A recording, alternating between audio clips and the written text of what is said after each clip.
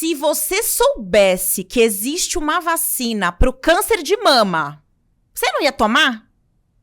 Aí elas falam, nossa, doutora, com certeza. Porque o câncer de mama é muito... Eu falei, então, por que um câncer altamente prevenível, que tem a vacina, você não vai tomar a vacina? Né? Então, se a gente soubesse que tem uma vacina para o câncer de mama, ia ter filas quilométricas aí para todas as mulheres tomarem a vacina. E tem para um outro câncer feminino, que é o do colo do útero, e as pessoas não tomam, elas ficam criando, né? Então, eu acho que deveria ter uma mobilização maior da sociedade, né, para acabar com essas fake news e realmente difundir informações sérias, informações científicas, mostrando o impacto que tem, né, a vacina do HPV e mostrar que muitas mulheres morrem ainda hoje por um câncer prevenível.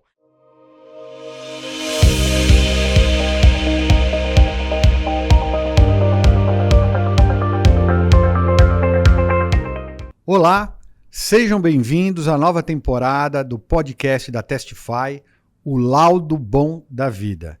É um podcast que trata de temas relacionados à saúde e à genética de alta complexidade.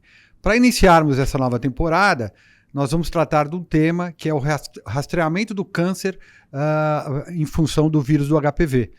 E para falar sobre o tema, nós trouxemos a doutora Tatiana Megali, né, e tem como convidado o Dr. Marco Antônio Zonta, que vai nos ajudar a tratar desse tema e discorrer da melhor maneira possível para que todos tenham mais conhecimento e tenham um entendimento assim, mais apurado sobre as consequências do câncer através do vírus do HPV. Para começar, doutora, eu queria que a senhora falasse um pouquinho sobre a sua trajetória, sobre a sua vida profissional e a sua relação com o HPV. Olá a todos, agradeço muito o convite. Bom, eu sou a doutora Tatiana Megali, sou médica ginecologista, me formei em Belém do Pará, na Universidade do Estado do Pará. Vim para São Paulo, estou aqui há 17 anos, fiz ginecologia, fiz meu doutorado na Unifesp, na Universidade Federal de São Paulo. E eu tive a oportunidade de ficar no Hospital São Paulo durante 12 anos e contribuí aí na formação de vários médicos ginecologistas ao longo desse tempo. Fiz meu doutorado, né? E agora eu estou no consultório, tenho um curso online para médicos, em que a gente consegue aí difundir um pouco o nosso conhecimento, né, para os médicos do país. O curso chama Simplificando a PTGI. Tive também a oportunidade, no final do ano de 2023, de fazer um estágio na Universidade de Michigan, com uma médica que eu sempre fui muito fã, doutora Hope Hefner. E nós estamos aí para ajudar aí as nossas pacientes, ajudar os médicos a melhor entenderem um pouco mais sobre o câncer de colo de útero. Muito legal. Eu tenho o prazer de ter ao meu lado o Dr. Marco Antônio Zonta, que vai colaborar com a gente nessa entrevista. E eu queria que o doutor falasse um pouquinho também da sua trajetória e da sua relação com o HPV. Olá a todos, prazer estar aqui com vocês, com a doutora Tatiana, com o Mesa, nosso companheiro diário aqui na Insight Testify. Bom, eu fiz o pós-doutorado e doutorado na Unifesp também, dentro da infectologia, apesar de ter vindo da anatomia patológica, mas fiz toda a minha trajetória com HPV, e não só HPV genital, mas principalmente em outros sítios, como orofaringe, mucosa anal. Trabalho não só com a pesquisa, mas como diagnóstico também, né, do rastreamento do câncer de colo uterino. Eu venho desde a época, não de Papa Nicolau, que é de 1950, mas um pouquinho depois, já numa outra década, né, na década de 90, do rastreamento por esfregaço cérvico-vaginal, e acompanhei todo o processo de evolução, né, desde do diagnóstico citopatológico até hoje era molecular e genética. Tive a oportunidade de participar de uma série de congressos também nacionais e internacionais, levando tudo isso. Hoje faço parte de um grupo de pesquisa do Butantan e respondo pela diretoria científica e de pesquisa e desenvolvimento e pesquisa clínica da Insight e da Testify. Bom, eu estou do lado de duas feras aqui. Eu acho que isso aqui não vai ser nenhuma entrevista, vai ser uma aula para todos nós, né, quem está nos assistindo. Então eu queria começar pelo seguinte, vamos começar pelo cenário atual, né, os trabalhos que estão sendo feitos para o rastreamento do HPV e a prevenção, né, do câncer. O que está acontecendo no cenário atual, doutora? Bom, acho que primeiro é importante a gente falar que uma coisa fundamental foi a incorporação da vacina quadrivalente do HPV no Sistema Único de Saúde desde 2014. Então, eu acho que isso foi um ganho muito grande para o nosso país em ter essa vacina aí como método preventivo para esse câncer, né? O que nós temos hoje é a nova vacina, nonavalente, chegando aí no nosso país. Ainda não temos no Sistema Único de Saúde, né? Ainda temos a quadrivalente. Mas a nova vacina nonavalente vai proteger contra mais tipos de vírus, né? Então, é uma vacina aí realmente bem mais potente. Então, nós temos aí de atual essa questão da vacina. E nós temos aí também que em março desse ano, agora de 2024, o Ministério da Saúde aprovou a incorporação, a implementação dos testes de biologia molecular, né, os testes de DNA HPV no SUS. Então, nós estamos aí bastante ansiosos para uma possível mudança nas estratégias de rastreamento no nosso país. Doutora, eu tenho uma dúvida, e o doutor Marco Antônio Zoni também pode nos ajudar. Hoje existe algum estudo mais profundo sobre a transmissão do HPV? Sentar no vaso sanitário pode causar o HPV? Usar uma roupa íntima, uma amiga usa uma roupa íntima de outra amiga, pode transmitir o vírus do HPV? Como que isso aí está? O que está acontecendo? Bom, eu vou responder porque as pacientes perguntam muito isso no consultório, né? Então, o consultório ginecológico, na verdade, eu sempre falo que as pacientes acham que o médico é detetive, né? Elas querem saber se o marido traiu, né? Elas querem que a gente faça uma investigação acerca disso. Mas a gente sabe que a grande parte da transmissão do HPV é via sexual. Não vai pegar no banheiro. Eu tenho até um caso de uma paciente minha do consultório, que ela é modelo na Europa. É uma paciente que nunca teve relação sexual com ninguém, uma paciente virgem. E ela foi fazer um desfile de lingerie. E ela chegou lá no desfile e trocou de calcinha com uma moça que estava cheia de lesões de HPV na parte externa da vulva. E, por uma transmissão indireta, né, aquela secreção daquela calcinha contaminada entrou em contato com aquela paciente que nunca teve contato sexual. Então, de uma maneira indireta, houve sim uma transmissão. Essa minha paciente pegou o HPV, chegou no consultório chorando, porque ela nunca tinha nem tido relação, e ela pegou. Então, assim, a gente sabe que existem outros tipos que são mais raros de transmissão, mas sim existem. Mas no banheiro, não. Então, quer dizer que não é só o ato sexual que transmite o HPV. A literatura fala que 1 a 1,5% das transmissões não contato, pele, mucosa, podem acontecer, né? São chamados os FOMITs.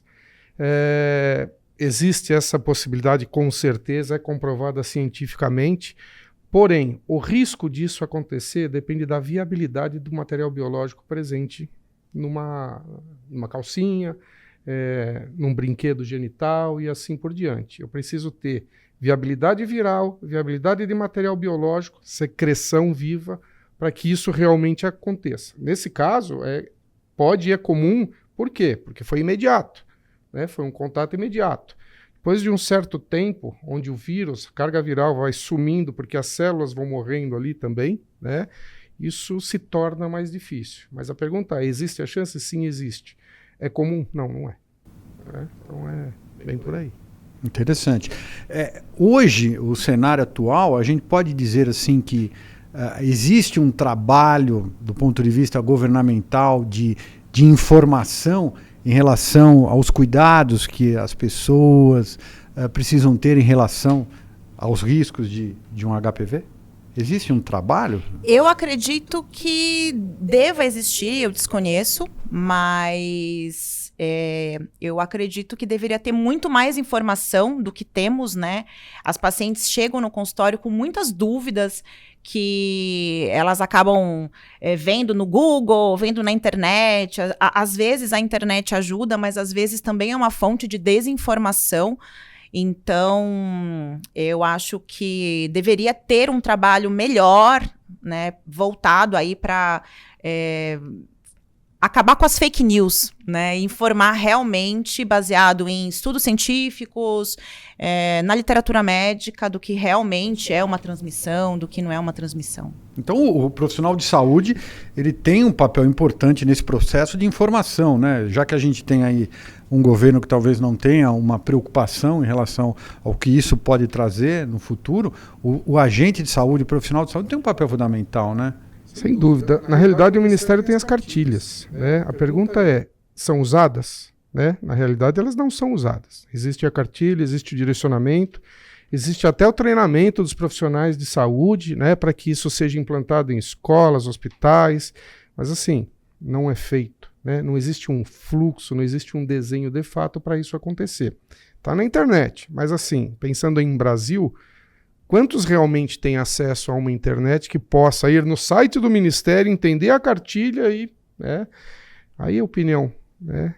Eu acho que esse conhecimento e esse ensinamento começa na escola, né? Por mais que se tenha uma série de tabus em cima de se falar, né, de relação sexual ou de seja lá o que for nesse sentido, o futuro adolescente ele tem que saber o risco que ele está correndo. Então a informação começa na escola. Antes da escola, informar os pais, porque a grande maioria dos pais também não tem a mínima ideia. A doutora Tatiana recebe no consultório lá mulheres de todas as idades e que às vezes não sabem nem o que é HPV, né? E tem uma verruga, uma lesão importante ali já, né, em estágio clínico, né, que tem que ser tratado. Então, o pior problema não é claro que não ter a política existe, o pior problema é que ela não é aplicada, né? Então, ao meu ver, a gente vê o desconhecimento da população em geral em não saber o risco que ela corre, né? Isso falando no HIV isso aconteceu muito, né? Eu lembro a primeira vez que eu ouvi falar, né? Isso já tinha me formado, né? Foi com o José Serra, que fez a campanha do Papa Nicolau, né? Papa Nicolau em esfregaço convencional, não lembro nem um ano, mas se não me falha a memória foi na década de 90. Foi a primeira vez que eu vi ele à televisão falar de política de rastreamento de câncer de colo uterino.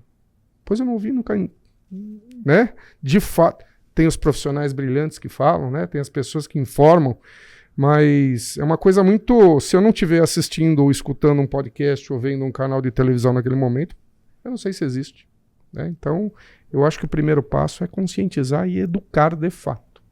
Eu vou dar um exemplo para vocês que eu falo muito nas aulas que eu dou.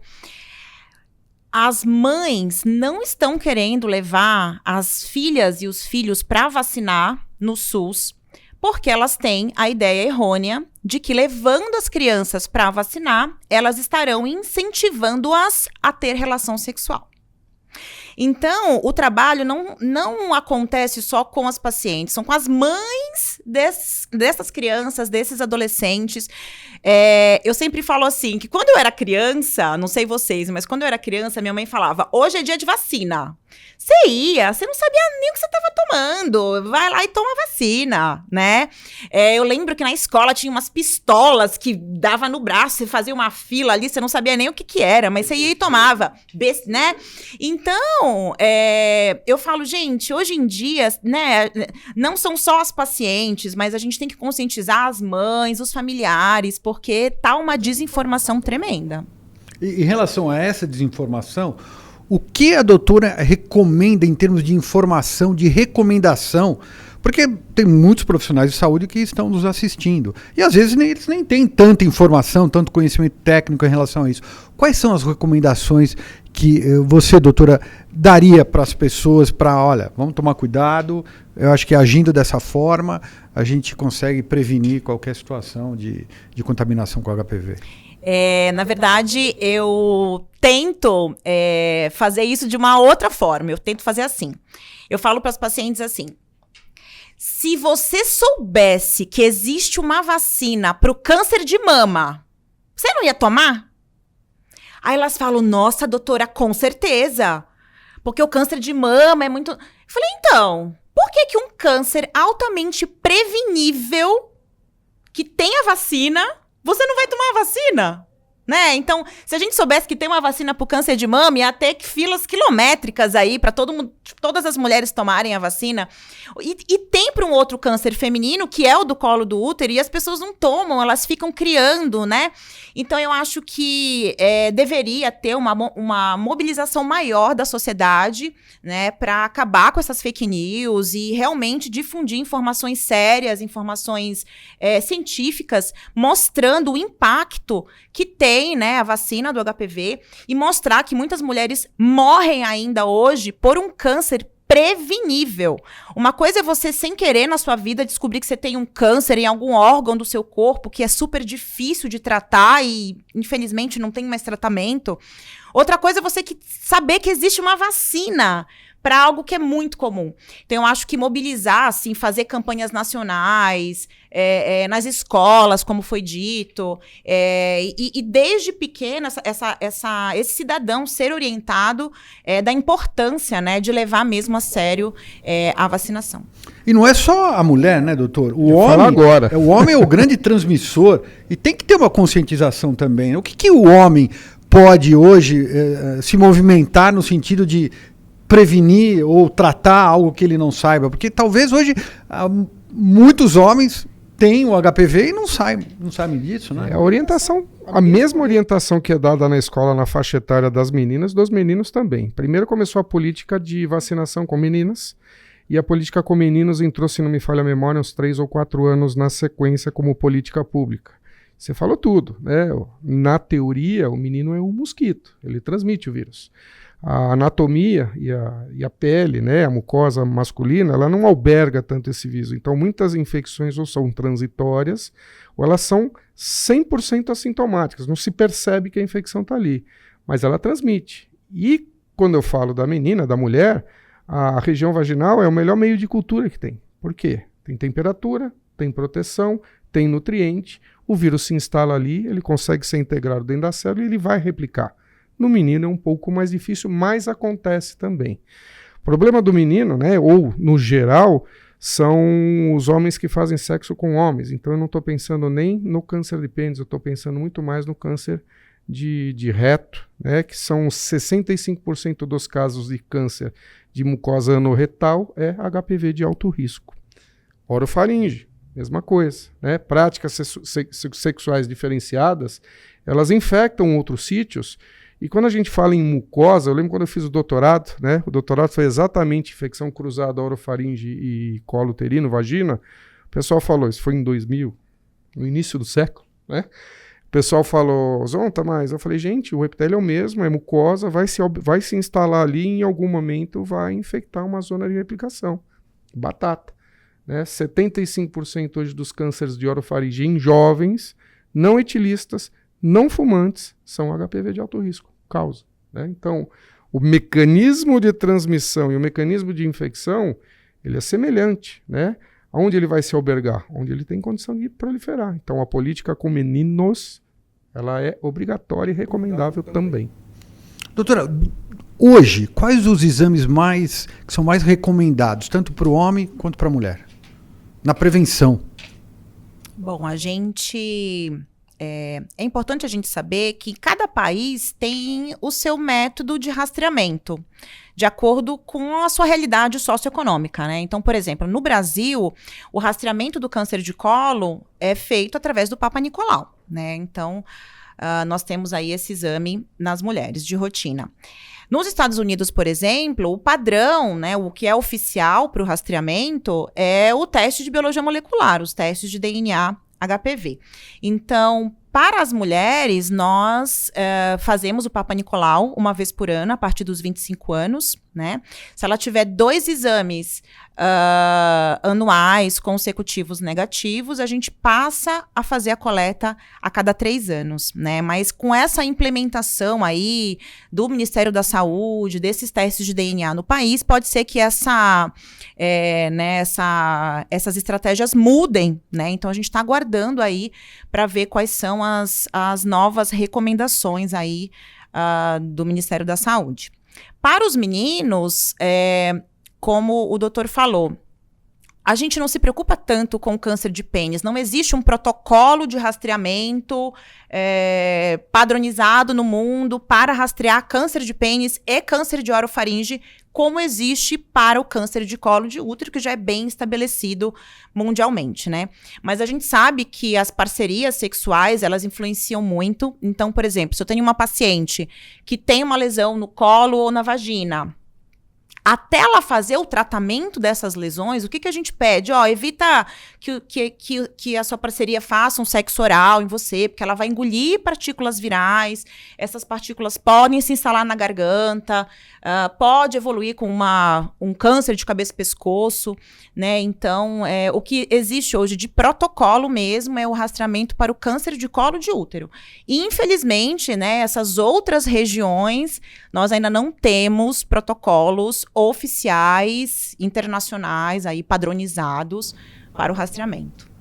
Doutor, digamos que eu tenho HPV. Se eu tomar a vacina, ela ajuda em alguma coisa? Porque são vários vírus, várias modalidades do vírus de HPV, é isso? É isso, você tem mais de 200 tipos, né? 40, 50 restrito ao trato anogenital. A vacina ela vem como indicação preventiva, mas tem estudos robustos hoje que ela já tem indicação terapêutica, principalmente em mulheres que têm lesão de alto grau, NIC2+, e também homens com lesão condilomatosa em anos. Então, até um tempo atrás, em 2020, saiu a publicação da eficácia dos 10 anos da vacina do HPV, e aí mostrou que a eficácia dela era superior a 87%. A vacina tem algumas coisas, né, que a gente ainda precisa entender melhor, né? Por exemplo, se são mais de 200 tipos, por que só para 4 tipos? Ou para 9 agora, né? A gente entende que quando você vacina com partícula viral, você tem uma imunidade cruzada e ela vai ser eficaz para os 196, 190 tipos. Verdade ou mentira? Nós vamos ter que ver isso aí, né? Por quê? Porque tem trabalhos hoje também que pacientes que fizeram uso de vacina têm lesão por HPV de alto risco, né? Às vezes não os presentes na vacina, mas outros tipos de alto risco que estão causando lesão e estão presentes. Nós temos um estudo feito no sul do país, né, no Paraná, e que dos 10 tipos que nós identificamos em 2.200 mulheres, o primeiro é polyposition, é HPV 16, ponto final, é o mais comum e o mais agressivo para colo uterino, só que os 6 que vêm na sequência eram HPVs de alto risco e não estavam inclusos na vacina nem nonavalente. Então veja, qual a importância da genotipagem e qual a importância de se vacinar mesmo com uma infecção, né? Os estudos estão respondendo isso com respostas muito robustas, né? Em março desse ano saiu um guideline, sugestão, não é um guideline ainda, saiu um guideline mundial de rastreamento em vários sítios, não só colo uterino, mas como ânus, como orofaringe, como pênis, né, para HPV, para sim forçar não só a mulher, mas também, né, o sexo masculino a fazer rastreamento. Se perguntar para 100% dos homens quem faz rastreamento para possíveis infecções, principalmente de HPV, eu garanto que 95% vai responder: não fiz, não faço, né? Os 5% que vão fazer têm alguma indicação ou alguma história. Então eles continuam a política de rastreamento, né? O caminho é prevenção. Prevenção, sempre, sempre, né? O segredo de não se ter doença são políticas fortes, prevenção. Nós, né, aqui desse lado que fazemos diagnóstico, que entramos na parte de medicina preventiva ou de precisão, o que interessa para nós é não ter. Então, identificação precoce caminha para o clínico toma a devida providência. Então esse é o caminho correto, né? Brasil a gente começa um pouquinho tarde a tudo, né?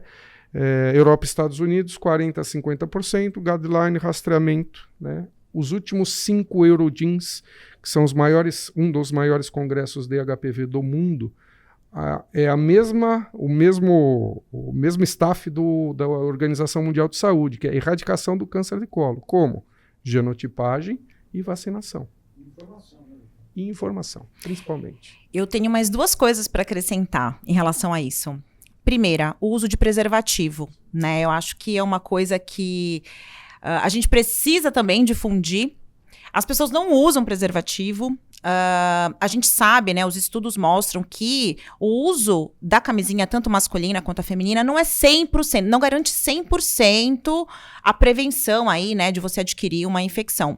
Por quê? Porque a bolsa escrotal do homem, muitas vezes, tem alguma lesão, já tem vírus, e não existe um preservativo para a bolsa escrotal. Só para o pênis. Então, a gente não consegue garantir 100% aí uma prevenção com o uso do preservativo, mas eu falo que já ajuda bastante, né? Então, não é 100%, mas já ajuda. Então, né, incentivar as pessoas a utilizar o preservativo. E o segundo ponto, que eu também explico para todas as pacientes no consultório. Não adianta você tomar vacina, usar camisinha, se você não melhora o seu sistema imunológico. O HPV, ele se aproveita da imunidade, né, do sistema imunológico para, digamos assim, progredir as lesões. Então, a gente observa que pacientes imunossuprimidas, que têm um transplante, que são HIV positivas, elas persistem com esse vírus muito mais tempo por conta do comprometimento do sistema imunológico, né? Então, eu falo para as pacientes assim, elas falam, ai, doutor, eu tô com HPV e tal, eu posso expulsar esse vírus? Eu posso ficar curada? Pode. É a vacina que vai expulsar? Não. É a camisinha? Não. É o seu sistema imunológico. O que você tem que fazer para esse vírus, ir embora de você e você ficar curada? Primeiro, atividade física. Tem que fazer exercício, né? Se você não fizer exercício, a sua imunidade vai ficar ruim, o vírus vai se aproveitar disso. Segundo, alimentação. A gente sabe que vários alimentos são inflamatórios, então se você tem uma alimentação saudável, tem hábitos de vida saudáveis, a chance de você expulsar esse vírus é muito grande. Independente se é o 16, elas ficam preocupadas se é o 16, se é o 18, se é o... né? Mas não importa o tipo de vírus. Se você quer expulsar, tem que melhorar o sistema imunológico. Então, atividade física, alimentação e terceiro, ansiedade, estresse, tem que melhorar essa questão. A gente sabe que estresse, falta de sono adequado, né, não conseguir descansar, essa correria do dia a dia, libera várias substâncias químicas na corrente sanguínea que vão ali estressar o corpo e vão baixar a imunidade, né? Então, não adianta ela ter todo o cuidado com o preservativo, vacina, se ela não se cuida, né? E aí o vírus acaba se aproveitando da baixa do sistema imunológico dela. Você falando da baixa do sistema imunológico, que tem uma relação direta com comportamento, com alimentação, atividade física, tem algum estudo, tem alguma relação de incidência na zona rural, em relação às grandes cidades? Existe alguma coisa, alguma preocupação em relação a isso, até do ponto de vista de informação? De informação você não tem, né? Nas áreas mais afastadas e mais rurais, essa população, muitas vezes, apesar de ter acesso, né, redes sociais, internet, muitas vezes ela não sabe ou interpretar a informação que está chegando para ela, ou ela não tem conhecimento nenhum. Então, o risco e o comportamento sexual é mais com pouca prevenção, né? Nem se fala em uso de preservativo, né? E devido a condições socioeconômicas, muitas dessas mulheres acabam adotando um outro modelo de vida, né, para poder existir, né, e acabam tendo mais recorrência de infecção. Quando você vem mais para os grandes centros, a tendência, que também não é muita regra, né, é esse índice de infecção ele diminuir. Porque o acesso à prevenção é maior, o acesso à informação é maior, o índice socioeconômico é melhor e a educação foi direcionada, né? Então existe sim a população mais afastada, né, mais negligenciada, tem um maior índice de infecção do que a dos grandes centros urbanos. Mas não é uma diferença gritante, né? Tem um trabalho também com a Amazônia, com a população ribeirinha que nós fizemos na Amazônia, foram 600 mulheres, o índice de infecção bateu em 45%, né, para HPV.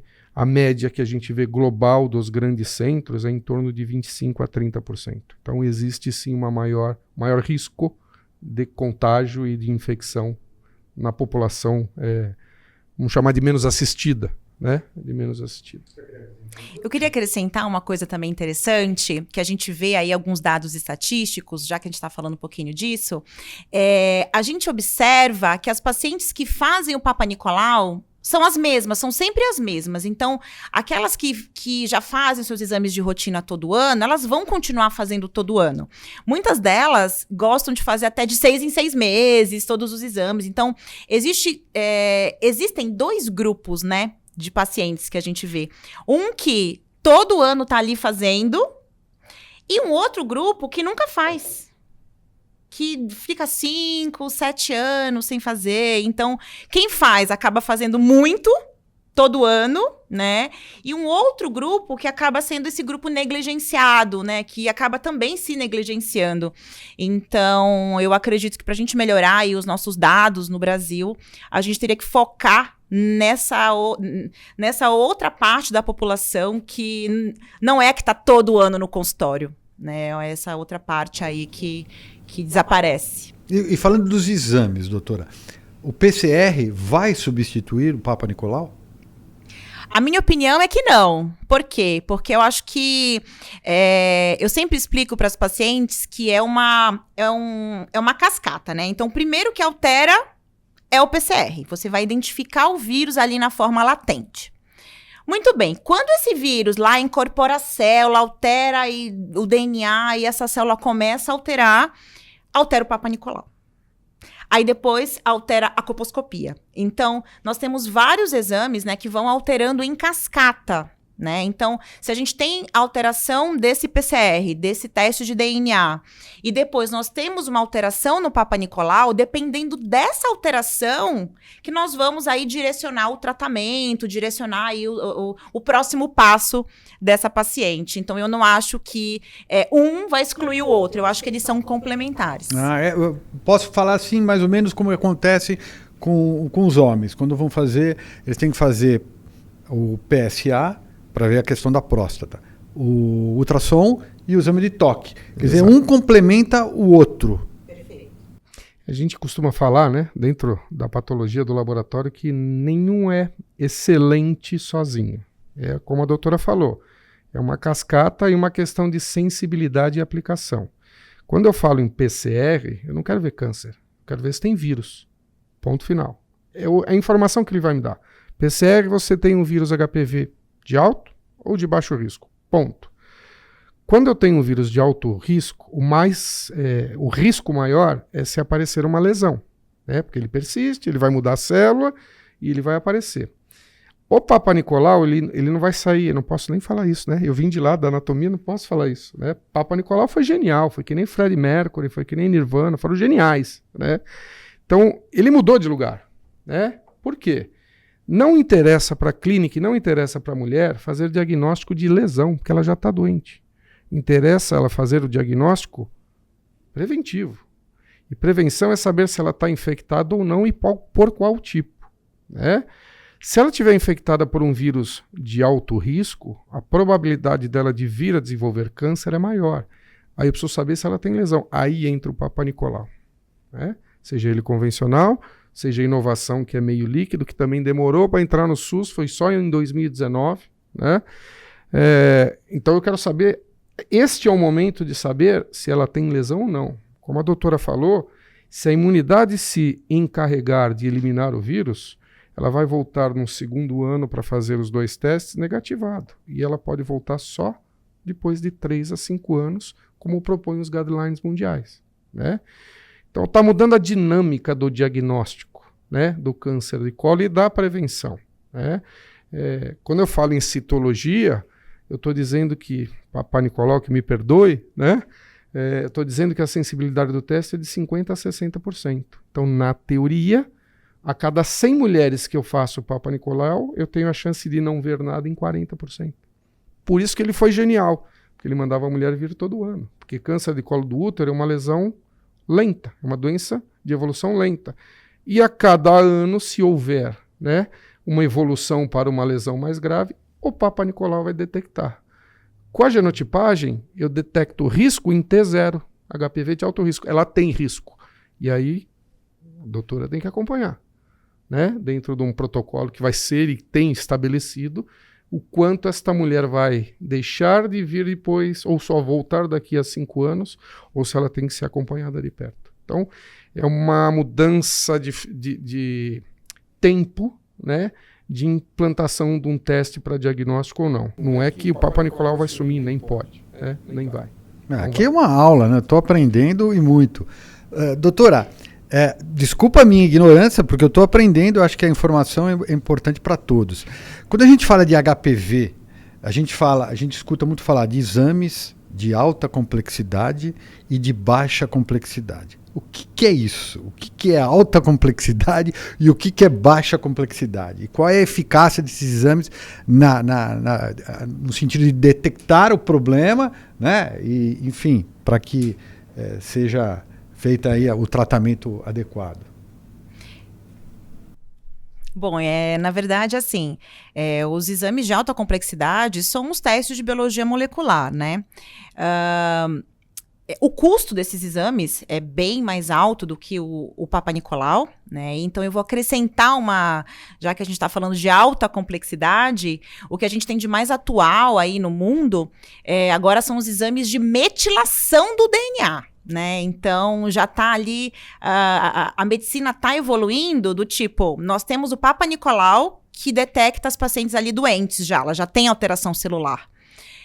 Veio o PCR para detectar ali antes, né, uma fase antes dessa alteração celular que vai identificar o vírus.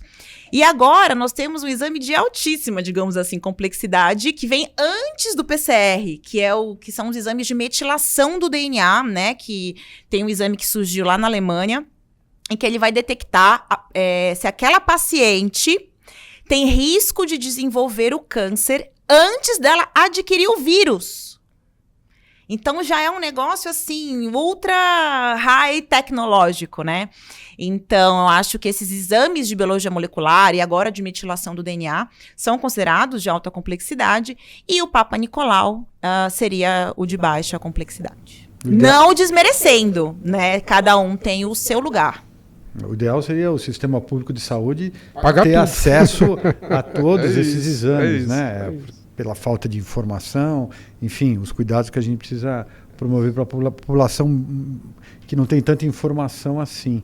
E hoje, tem algum estudo, está sendo desenvolvido algum trabalho de novos exames, novas tecnologias? O que está acontecendo? Qual é o cenário atual?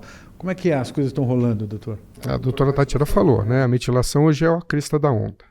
Então você tem 2 tipos aí de metilação. A metilação da célula do hospedeiro, da mulher, do homem, se ela tem a predisposição em sofrer mutação pela ação do vírus.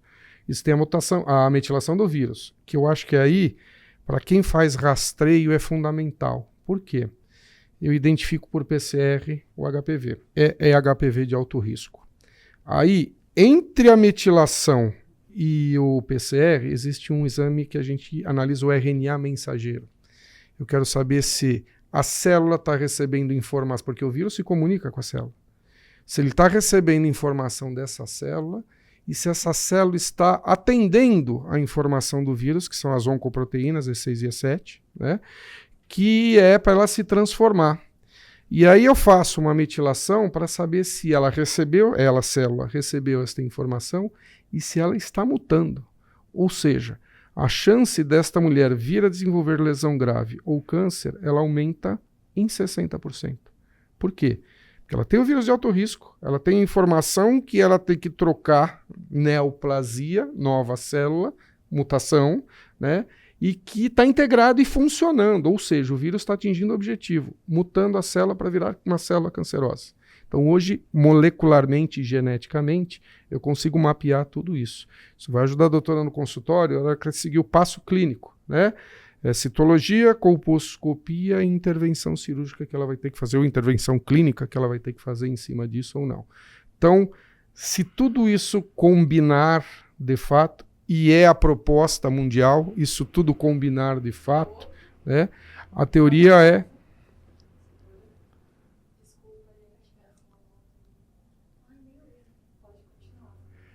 Então, se tudo isso combinar de fato, a chance de você ter que tratar câncer ou lesão grave é próxima de zero, atribuindo a vacina junto, né?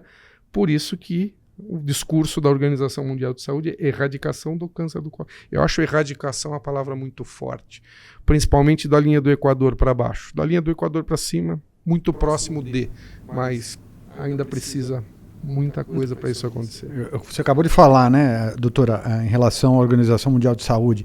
Então, quais são os desafios hoje que existem em relação aos países mais pobres, né? O que a gente pode fazer? Qual é a mobilização que pode acontecer para que esses países tenham mais informação, tenham mais acesso a exames, enfim, a população fique mais informada e se mobilize no sentido de buscar a informação, o tratamento ou coisas do gênero? Eu acredito que o primeiro passo é a gente estratificar o grupo de risco, né? Quem tem risco e quem não tem risco. Isso o teste de DNA vai me dizer. Se eu tenho um teste de DNA negativo, pelo menos aqueles vírus que foram testados, eu já posso inserir aquela paciente num grupo de baixo risco, né? Ela não tem o vírus ainda.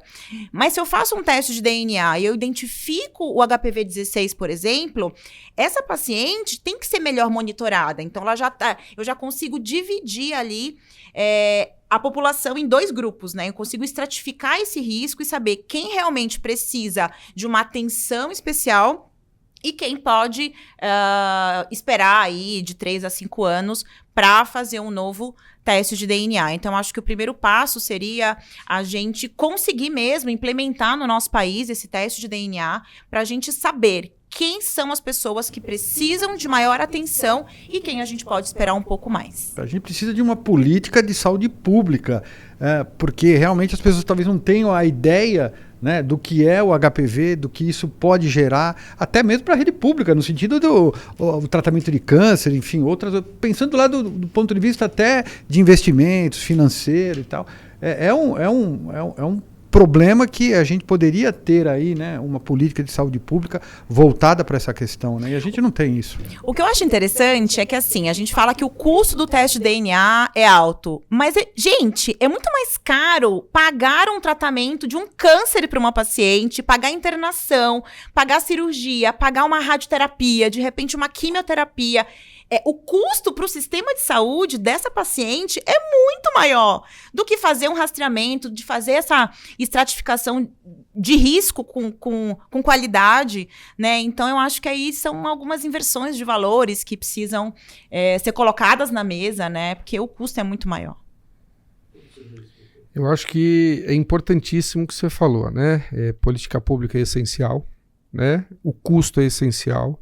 Você pega os países fora, e a Organização Mundial da Saúde faz isso muito bem, custo-benefício, né? Um estudo de custo-benefício, o que não é costume a gente fazer aqui, né? Os pontos são isolados que fazem esse estudo, e muito mais o que não deveria ser, né? É muito mais dentro da universidade do que propriamente em políticas públicas e privadas de saúde, né? É você ponderar. Hoje sim, eu vou gastar 10, mas daqui a 5 anos eu vou gastar 1, eu não gasto mais 10, né? Então, o que a gente faz hoje é gastar 10, 15, 20 e assim vai, né? Então, a política pública e privada, né? A gente não pode esquecer que a gente tem, né, os seguros, saúde, eles têm que ter uma política de prevenção. Você vai diminuir sinistro no privado, né? Você vai diminuir internação e procedimento no público, você vai diminuir espaço de hospital, né? O hospital, se a gente conseguir, né, e o objetivo é esse, do Ministério também, está se falando muito nisso, né? Você reduzir esta fila, né, com exames preventivos ou com prevenção, você vai deixar o espaço para quem realmente precisa ser tratado. Aí sim, você vai buscar aquele cara lá embaixo, porque ele tem lugar imediato para ser tratado. Ele não vai levar 10 anos para ser tratado, se é que chega lá. Né? Então, é política pública e privada de saúde. Uma coisa muito importante que eu vejo na prática no consultório é que as pacientes, elas acham que o HPV tem sintomas. Muitas vezes, né, as lesões precursoras que nós chamamos, né, no colo do útero, elas demoram anos para se desenvolver e gerar ali um câncer. Só que não tem sintoma, elas não sentem dor, elas não têm corrimento por conta dessas lesões. Essas lesões não sangram, né? Então ela acha que ela tá ótima, que ela não precisa de exame, que ela não precisa de nada e tá tudo bem. E aí, de repente, né, depois de uns 10 anos sem procurar um médico, elas começam a ter um sangramento meio esquisito. E aí, quando a gente vê, já tem ali uma lesão clínica, né, já instalada. Então, eu acho que informar as pacientes de que realmente elas têm, mesmo não sentindo nada, tem que ir ao médico, tem que fazer a sua consultinha lá anual no ginecologista, é muito importante, porque por mais que a gente não vá fazer milhões de exames, ela tem que ser examinada pelo médico, né? A gente tem que examinar as pacientes, porque elas não têm como saber se está acontecendo alguma coisa lá dentro, né?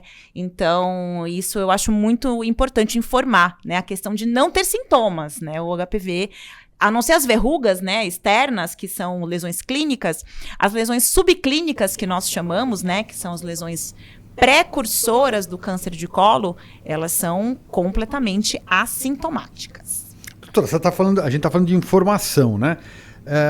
Pode ser óbvio o que eu vou falar, mas as pessoas têm um entendimento da relação do HPV com o câncer ou acham que são coisas isoladas? Hoje tem, né? Hoje a informação aí é bem aberta, né? Eu lembro quando eu dava aula, né, tanto para a turma da GO como para a turma da patologia. Hoje a revista Amiga ela traz essa informação, o que é bom, o que é ruim, né? Por quê? Porque tem gente que se desespera, porque sabe que tem o vírus e muitas vezes acha que é sinônimo de câncer e não é. Pelo contrário, né? O índice de câncer, mesmo para HPV de alto risco, ele é baixo. O problema é a mulher que não faz o acompanhamento anual, que não vai no médico, né? A doutora Tatiana falou muito bem, né? Se a gente sair do assunto HPV e entrar no assunto sífilis, por exemplo, com o advento do tratamento do HIV, né, com os novos medicamentos, o índice de morte diminuiu, o tempo, né? O tempo de vida aumentou, né? Então hoje a moçada deixou o preservativo de lado e ela vai como franco atirador, né? E o índice de casos de sífilis subiu demais em jovens. Então, assim, é uma preocupação geral, né? Não é a preocupação HPV, o tema é HPV colo do útero, mas o TMST, ele é brutal, né? Então, o jovem hoje fala, de HIV eu não vou morrer mais, eu não preciso usar preservativo, eu não preciso isso, eu não preciso daquilo. E sífilis mata, em fase terciária mata. Parece que né? As campanhas de uso de preservativo, parece Sumiram, que elas acabaram. Né? Parece que a AIDS acabou, né? As doenças sexualmente transmissíveis acabaram. Né? Hepatite B e C, né? Doença silenciosa tanto quanto HPV e câncer de colo, que cirrose hepática ou insuficiência hepática, o cara morre. E aí? IST, transmitido. E o homem é totalmente desencanado em relação a isso, né, doutora? Principalmente, com né? certeza. E eu queria só salientar que o exame clínico ginecológico é muito importante em todas as idades. A gente está falando aqui muito de criança, muito de adolescente, de adultos jovens, né? Mas a gente também tem estudos que mostram que alguns vírus ficam ali latentes e eles podem reativar muitos anos depois. Então, eu atendo muitas pacientes idosas que eu digo acima de 70 anos, inclusive, com muitas lesões de HPV, que são vírus que reativaram ali. Depois de muitos anos, a paciente às vezes é viúva, já não tem relação, já não tem contato sexual há muitos anos, há mais de 20 anos, e ela tem uma reativação, né, viral. Então, o exame clínico não acaba na menopausa, né? O exame clínico ginecológico, ele continua até o fim da vida da mulher. Então, deixa eu entender uma coisa aqui, doutora. O HPV tem cura? Tem. Tem cura. Mas quando você fala do vírus estar latente, o que isso significa? Significa que ela pode não ter expulsado o vírus. Tá. Algumas expulsam, outras não expulsam, né? Então, às vezes, as que não expulsaram completamente, por algum motivo imunológico, elas podem reativar mesmo sem estar tendo um contato sexual naquele momento. Aí me vem uma outra questão, né, do homem. Né? A gente falou do homem, mas talvez a gente não tenha falado muito sobre isso. O homem tem algum exame específico, né, entre todos aqui dos que a gente já falou, mas tem alguma coisa mais específica que seria recomendado para o homem rotineiramente quando ele consulta o seu urologista, enfim? Tem algum exame que para ele poder detectar se tem um vírus, o HPV ou não? Uma vez por ano, vai o urologista, faz a genotipagem, né, da região de glande, sucubálamo prepucial, uretra, né, e faz a peniscopia, assim como a coposcopia na mulher, que é o exame clínico feito por um equipamento. Não é comum, né? Não é comum porque, na grande maioria dos casos, a infecção do HPV no homem é assintomática. E o homem é o grande transmissor. Quando você falou, né, o expulso ou não expulsa, tem a fase de latência, que é o que a gente chama de fase epissomal. Então o vírus entra na célula, fica enroladinho ali. Então, às vezes, o sistema imune nem identifica ele ali, mas ele está ali. E por algum momento, pós-menopausa, imunidade, ele... Opa! Eu estava aqui e eu tenho célula. E ele vai se manifestar. Eu acho que, além disso, é a mudança de comportamento. Né? A gente brinca, né, que o 70 é o novo 50. Né? Se a paciente tem qualidade de vida, mulheres de 70 anos, você acredita que ela tenha 50 e por aí. E o comportamento desta mulher também mudou. Né? Às vezes ela não é mais casada, às vezes ela volta para uma vida sexual mais ativa e acaba contraindo o vírus. Então ela contraiu com 50, 55 e não fez prevenção, não foi ao ginecologista, 70 ela tem lesão. E aí? Né? Então são adaptações, né, dos hábitos e também das políticas de identificação. Isso é fundamental. A doutora Tatiana, assim, a mulher para de ir no ginecologista depois que não está mais entre nós. Até então, tem que ir.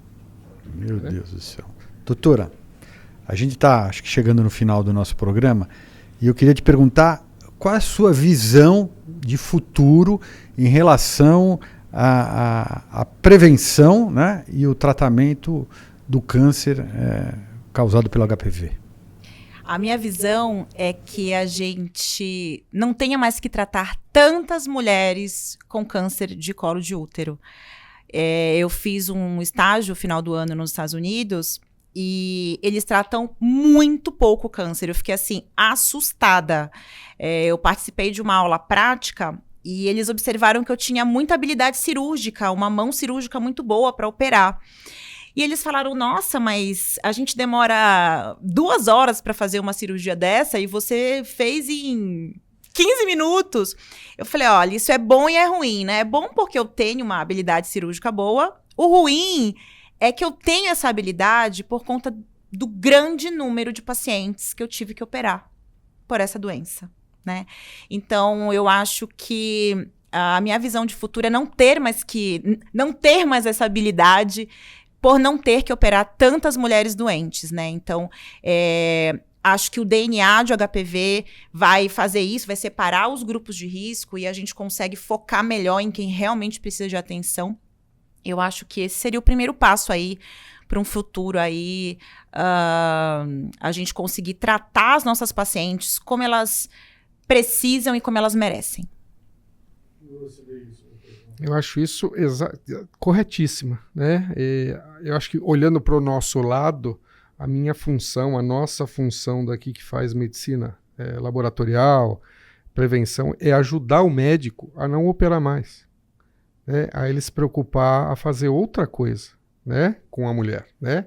A gente fala de HPV, que é uma das causas de morte hoje da mulher, mas tem mama, né? Tem endométrio, tem ovário, né? Então, eu acho que o clínico nesse sentido, e a gente consegue ajudar, né? Também com os testes genéticos, né?